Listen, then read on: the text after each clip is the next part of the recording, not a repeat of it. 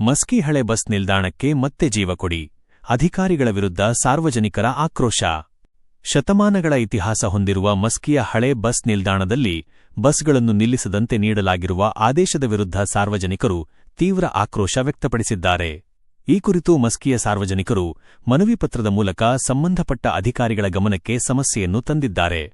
ಮಸ್ಕಿಯ ಹಳೆ ಬಸ್ ನಿಲ್ದಾಣವು ಸುಮಾರು 100 ವರ್ಷಗಳ ಇತಿಹಾಸ ಹೊಂದಿದ್ದು, ಹಿಂದೆ ಎಲ್ಲಾ ಬಸ್ಗಳು ಇದೇ ನಿಲ್ದಾಣದಲ್ಲಿ ನಿಲ್ಲುತ್ತಿದ್ದವು. ಅಲ್ಲದೆ ಶಾಶ್ವತ ಬಸ್ ನಿಲ್ದಾಣ ಕಟ್ಟಡವೂ ಇಲ್ಲಿ ಕಾರ್ಯನಿರ್ವಹಿಸುತ್ತಿತ್ತು. ಆದರೆ ಇದೀಗ ಯಾವುದೇ ಮುನ್ನೋಟ ಅಥವಾ ಸಾರ್ವಜನಿಕರಿಗೆ ಮಾಹಿತಿ ನೀಡದೆ ಡಿಪೋ ಮ್ಯಾನೇಜರ್ ಹಳೆ ಬಸ್ ನಿಲ್ದಾಣದಲ್ಲಿ ಬಸ್ಗಳನ್ನು ನಿಲ್ಲಿಸಬಾರದು ಎಂದು ಚಾಲಕರಿಗೆ ಸೂಚನೆ ನೀಡಿರುವುದಾಗಿ ಸಾರ್ವಜನಿಕರು ಆರೋಪಿಸಿದ್ದಾರೆ. ಇದರಿಂದಾಗಿ ವಯೋವೃದ್ಧರು, ಮಹಿಳೆಯರು, ಮಕ್ಕಳು ಹಾಗೂ ಅಂಗವಿಕಲರು ಭಾರೀ ತೊಂದರೆ ಅನುಭವಿಸುತ್ತಿದ್ದಾರೆ.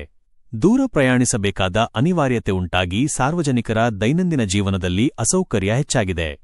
ಈ ಹಿಂದೆ ಕೂಡ ಇದೇ ರೀತಿಯ ಕ್ರಮ ಕೈಗೊಳ್ಳಲಾಗಿದ್ದು, ಸಂಘಟನೆಗಳ ಪ್ರತಿಭಟನೆ ಬಳಿಕ ತಾಲೂಕಾ ಆಡಳಿತ ಹಳೆ ಬಸ್ ನಿಲ್ದಾಣದಲ್ಲಿ ಬಸ್ಗಳನ್ನು ನಿಲ್ಲಿಸಲು ಒಪ್ಪಿಕೊಂಡಿತ್ತು. ಆದರೂ ಮತ್ತೆ ಅದೇ ಕ್ರಮ ಜರುಗುತ್ತಿರುವುದು ಜನರ ಆಕ್ರೋಶಕ್ಕೆ ಕಾರಣವಾಗಿದೆ. ಸಾರ್ವಜನಿಕರು ಪ್ರಶ್ನಿಸಿರುವುದೇನೆಂದರೆ, ಹಳೆ ಬಸ್ ನಿಲ್ದಾಣದಲ್ಲಿ ಬಸ್ಗಳನ್ನು ನಿಲ್ಲಿಸಬಾರದು ಎಂದು ಯಾರು ಆದೇಶ ನೀಡಿದ್ದಾರೆ?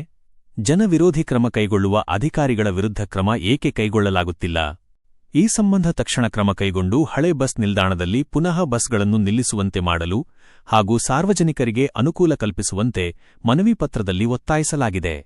ಈ ಮನವಿ ಪತ್ರವನ್ನು ಮಾನ್ಯ ಶಾಸಕರಾದ ಆರ್. ಬಸನಗೌಡ ತುರುವಿಹಾಳ್, ತಾಲೂಕಾ ದಂಡಾಧಿಕಾರಿಗಳಾದ ಮಂಜುನಾಥ ಬೋಗಾವತಿ, ಮಸ್ಕಿ ಪುರಸಭೆ ಅಧ್ಯಕ್ಷರಾದ ಸುರೇಶ ಹರಸೂರು ಮತ್ತು ಮುಖ್ಯಾಧಿಕಾರಿಗಳು, ಘಟಕದ ವ್ಯವಸ್ಥಾಪಕರು ಹಾಗೂ ಪೊಲೀಸ್ ಠಾಣೆಯ ಸಿಪಿಐ ಅವರಿಗೆ ಸಲ್ಲಿಸಲಾಯಿತು. ಈ ಸಂದರ್ಭದಲ್ಲಿ ಕರವೇ ತಾಲೂಕಾ ಅಧ್ಯಕ್ಷ ಆರ್.ಕೆ. ನಾಯಕ, ಮಹೇಶ್ ನಂದಿಹಾಳ, ಬಸವರಾಜ್ ಬಾಳೆಕಾಯಿ, ಸಂತೋಷ್ ಬಳೆಗಾರ, ಕೇಶವಮೂರ್ತಿ ದಾಸರ, ಉಮ್ಮಣ್ಣಹಳ್ಳಿ, ಮಂಜು ನಂದಿಹಾಳ, ಪುರಸಭೆ ಸದಸ್ಯ ಮಲ್ಲಯ್ಯ ಬಾರಕೇರ್, ಟಿವಿ ಅಂಗಡಿ ಸ್ವಾಮಿ, ಬಸವರಾಜ್ ಸಜ್ಜನ್ ಸೇರಿದಂತೆ ಅನೇಕರು ಹಾಜರಿದ್ದರು. ವರದಿ ಸುರೇಶ ಬಳಗಾನೂರು.